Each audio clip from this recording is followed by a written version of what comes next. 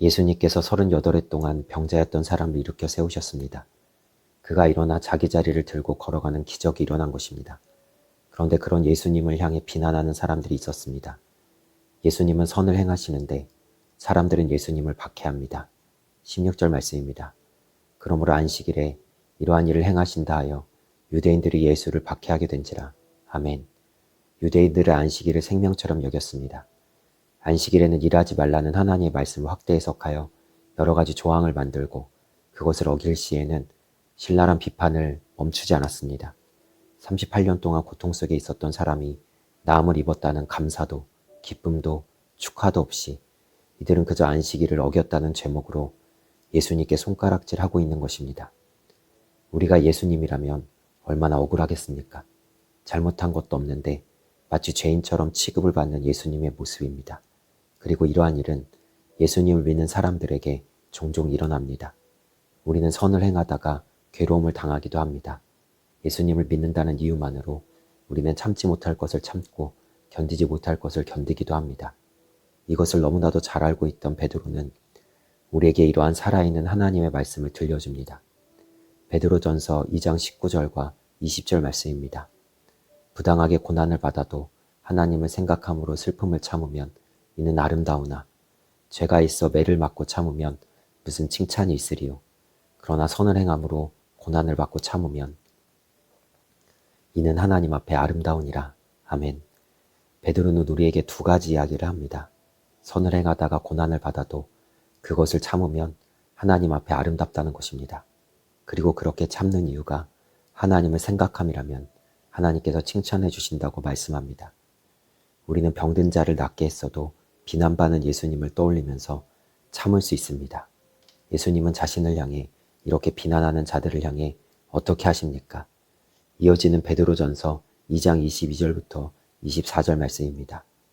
그는 죄를 범하지 아니하시고 그 입에 거짓도 없으시며 욕을 당하시되 맞대어 욕하지 아니하시고 고난을 당하시되 위협하지 아니하시고 오직 공의로 심판하시는 이에게 부탁하시며 친히 나무에 달려 그 몸으로 우리 죄를 담당하셨으니 이는 우리로 죄에 대하여 죽고 의에 대하여 살게 하려 하심이라. 그가 채찍에 맞음으로 너희는 나음을 입었나니. 아멘. 주님이 참으셨으니 우리도 참는 것입니다. 물론 참기 어렵습니다. 부당하게 고난을 당하는 것은 가장 억울한 일 아니겠습니까? 하지만 우리는 주님을 생각해야 합니다. 우리는 주님이 가신 길을 따라가는 주님의 사람들입니다. 우리는 주님을 주인 삼아 그 앞에 종으로 살아가는 주님을 믿는 자들입니다.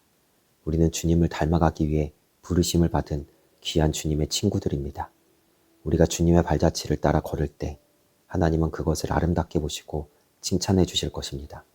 그것을 바라보며 주님을 생각하며 선을 행하다가 부당하게 고난을 당할지라도 그것을 믿음으로 이겨내는 담대한 믿음의 모습이기를 주님의 이름으로 소망합니다.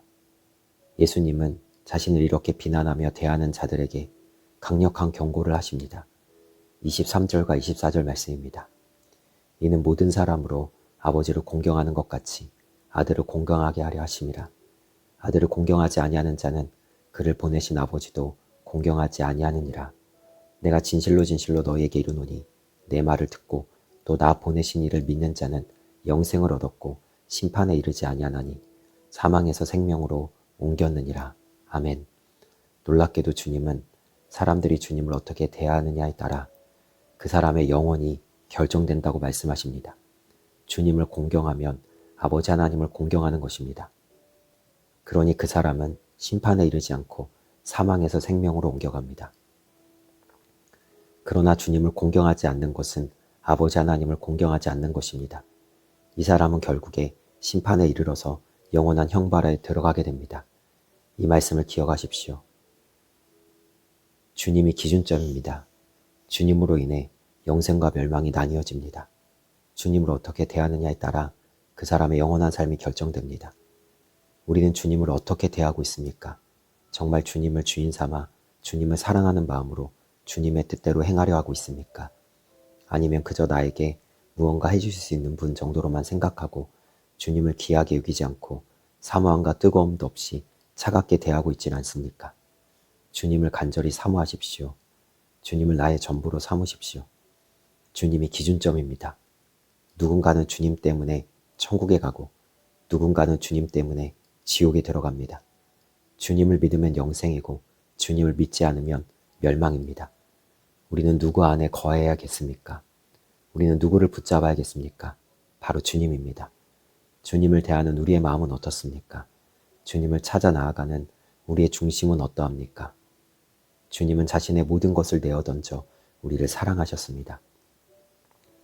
우리는 주님을 얼마나 사랑하고 있습니까? 주님을 바라보고 주님을 사모하는 단 하나의 마음으로 믿음의 걸음을 걸어갑시다. 날마다 주님 가까이 주님 곁에 있어서 주님이 주시는 놀라운 은혜를 경험하는 우리 모두가 됩시다. 주님이 나의 기준점입니다. 주님이 내 삶의 주인이십니다. 내 삶의 중심에 가장 귀한 주님을 모셔놓고 주님 앞에서 하나님의 아름답다 여기시며 칭찬하실 만한 믿음의 삶을 살아가는 우리 모두가 되기를 주님의 이름으로 축복하며 축원합니다. 오늘 하루도 승리하세요.